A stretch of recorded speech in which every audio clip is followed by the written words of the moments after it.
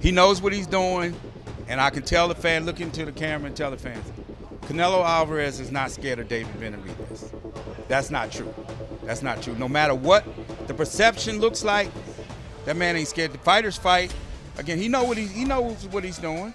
Again, is that I think when they fight, it's going to be a terrific fight.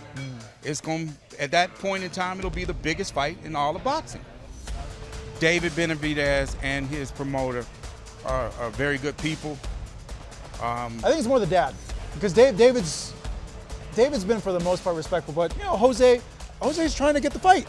Well, and again, if that's their approach, I know firsthand. This is my thought process on that.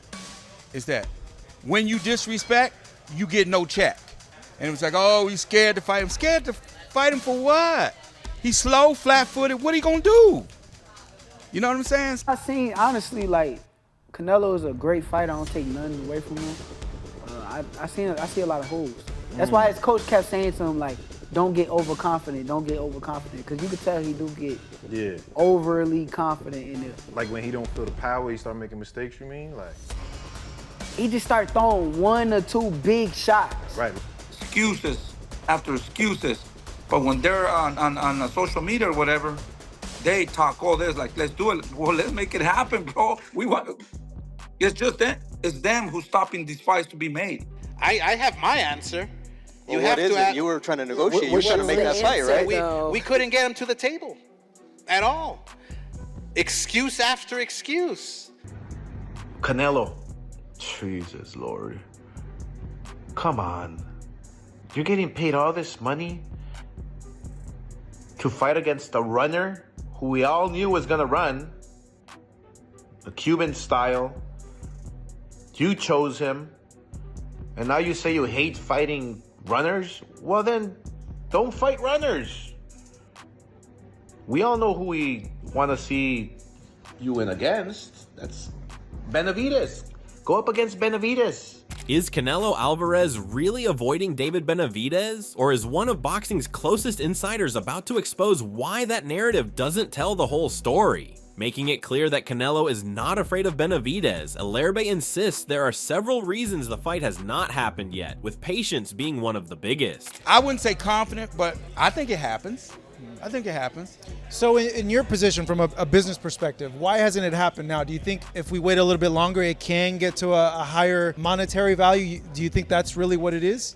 Well, with these kind of fights at this level, it's just patience.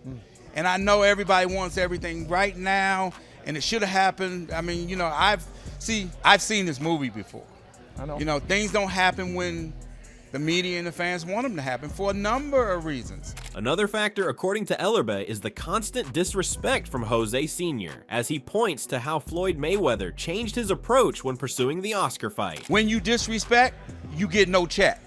And I'm not saying that that's what happened, but I know from my perspective, if I'm disrespectful, they're not eating at this table. If I got any say-so about it, that's not gonna happen. It's just you gotta learn how to be respectful.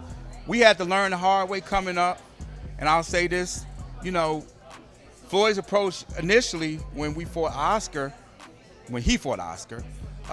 it was a little different approach. And then we had a conversation, and he switched the approach up, and he got the fight. On the other hand, Jose Sr. dismisses those explanations entirely, claiming they are just excuses and arguing that fighters are avoiding direct responses while fueling the hype on social media. Nobody reached out to Better Beef's people too. Yeah, let me tell you. Before we fought Anthony Yarde, right? We're supposed to fight B-Ball. What does B-Ball does? Just hand us over the belt. We didn't want to get it like that, but fuck it, So then we reached out to Better Beef. He didn't want to take the fight either. That's why we took Anthony Yarde right away. Boom. Okay. So I thought maybe after the Anthony Yarde, these guys don't want to fight. Excuses after excuses. But when they're on social media or whatever, they talk all this, like, let's do it. Well, let's make it happen, bro. It's just them. It's them who's stopping these fights to be made. Similarly, Benavidez continues to stand firm in his belief that Canelo is genuinely concerned about stepping in with him. He argues that dealing with smaller, less powerful opponents is one thing, but facing a fighter with his size, strength, and constant pressure brings a completely different challenge. In his view, that difference is exactly why the matchup has never been made, and why Canelo has stayed away from a style that could overwhelm him over the course of a full fight. So the way I've seen him handle my presence is he's definitely scared of me. You know, if you have a fighter talking so much trash in front of you, why don't you make an example of him to the world? Beat me in the ring and make a whole lot of money. But Canelo Alvarez, as you can see from every time he fights a guy that's big with power, like Bivol, you know what I mean? And he's not able to suppress these fighters as much as he's able to suppress the little fighters. You know what I mean? So he sees a lot of things in me that he can't stop. Adding even more criticism to the debate, Oscar De La Hoya blasted Canelo for choosing William Skull, arguing that everyone knew the Cuban challenger would spend the night moving rather than engaging. Oscar questioned why Canelo accepted that matchup in the first place if he dislikes facing runners, insisting the fight fans truly want is Benavidez. He pointed to David as the type of opponent who would stand his ground and deliver the action supporters have been demanding all along. Canelo. Jesus Lord. Come on. You're getting paid all this money to fight against a runner who we all knew was gonna run, a Cuban style.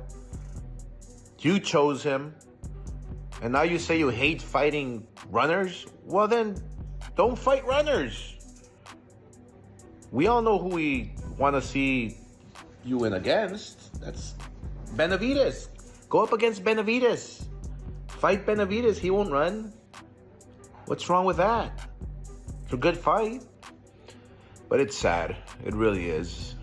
You know, it starts from the top too. Taking the criticism a step further, Oscar argued that the issue extends beyond a single fight. He claimed that when money becomes the priority over legacy, younger fighters begin following the same blueprint. De La Hoya said that mindset ultimately hurts everyone involved, from promoters and organizers to the paying audience. For Oscar, the biggest losers are the fans, because they are the ones constantly asking for meaningful matchups and competitive fights, yet too often end up watching opportunities slip away. I mean, when you're fighting for the money and not legacy, every young fighter just follows that pattern, and it's not fair. It's not fair to the organizers, the people putting up the money, the promoters, you know, the fans especially.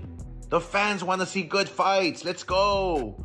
What makes the debate even more fascinating is that while Ellerbe points to patience and business reasons, Oscar presents a completely different version of events. De La Hoya claimed repeated attempts were made to bring Canelo and Benavidez together, but according to him, negotiations never gained traction because Canelo would not come to the table. Oscar argued that excuse after excuse kept surfacing, despite Benavidez being one of the most demanded opponents available, leading him to conclude that the fight simply was not a priority.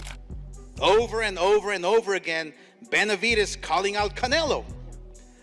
Why didn't Canelo want to fight Benavidez? You have to ask that to Canelo.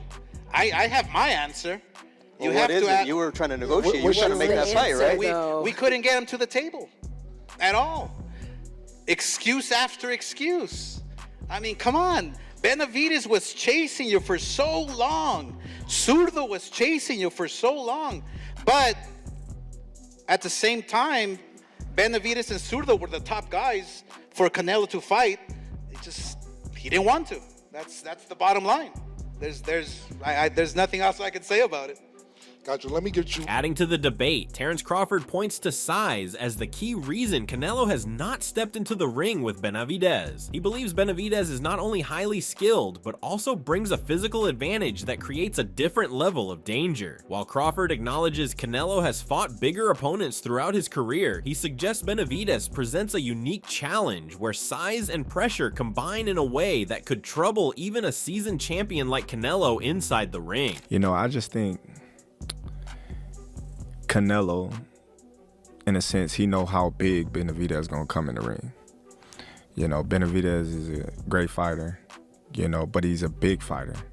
He's a tall fighter, you know, and I just think Canelo knows, like, Why would I want to get in the ring with this guy that's going to be massive come fight time? And I'm not that big of a guy at all. I've been doing all this with my skills because Canelo's not a big guy. He's been fighting big guys his whole career. Yeah. You know, and beating them with skill.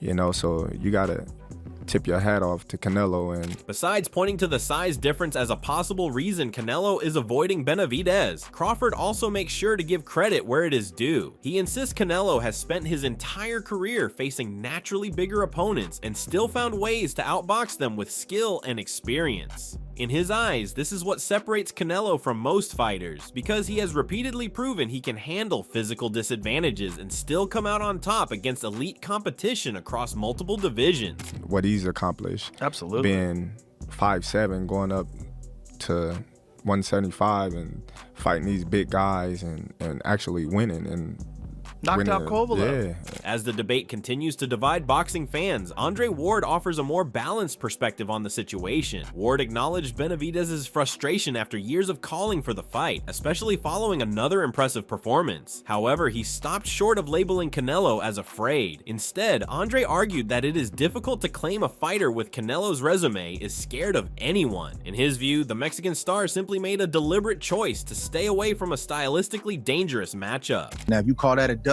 you call that being scared, you know, that's your business. Canelo Alvarez was in the building supporting his stablemate, Jaime Munguia, and I guess Benavidez just had to do it.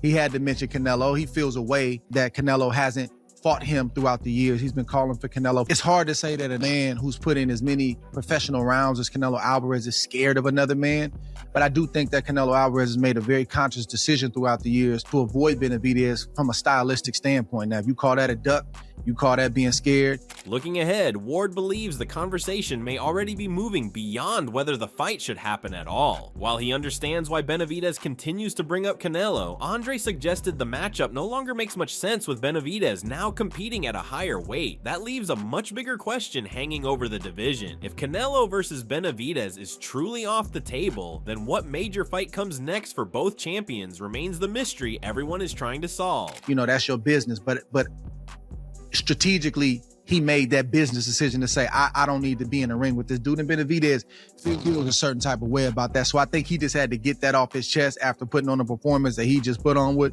Ramirez. But that's not a fight that's going to happen. No, it's not. It shouldn't happen. Especially with Benavidez going up in weight. But the question is what is going to happen? Insisting on his stance, Benavidez believes Canelo is not only chasing bigger money fights, but is also using that as an excuse to avoid facing him in the ring. According to him, Canelo fully understands the danger he brings as an opponent. Benavidez strongly feels he would be the only fighter capable of dethroning Canelo, pointing to his size, pressure, and consistency as key advantages. In his eyes, that belief alone explains why the matchup has remained out of reach for so long. How do you think that it would take so much for him to fight you? Because he knows damn well that's his retirement plan. You know, he sees what I feel like Canelo's doing, that he's picking the easiest fights and then he's saving me to the last. He knows damn well I'm the strongest, I'm the fastest, and I'm the best at this weight class. If it wasn't for him not fighting me, I'd have been champion already. And he knows that for a fact. You know, I sparred Bivol. Bivol knows what I did with him. I fought people in his camp. They know how hard I hit. They know I'm not coming to play.